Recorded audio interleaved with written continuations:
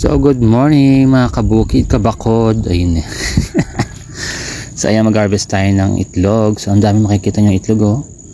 Wow. So ang sarap mamulot. Yan, makikita nyo, oh. Ang dami, araw-araw yan. Ang daming blessing araw-araw. Thank you. So ayan, oh, makikita nyo, nakakalat lang yung itlog. So ayan, mamumulot tayo. So kailangan natin siyang bilangin para malaman natin kung ilan ba yung sinulong niya. Kung kahapon, kunyari, for example, ang pulot kahapon ay 600, ngayon ay 700 na. So ganun, sumasagad dyan ng 1,000 plus, ganun. Kaya pag sumagad dyan, ay nako, tiba-tiba talaga. O, diba? So ayan, kailangan sipag at tiyaga lang.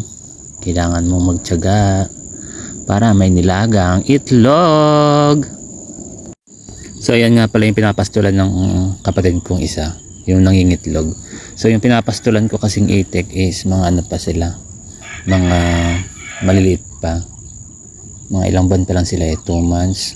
Kasi February siya nilabas eh, ay January.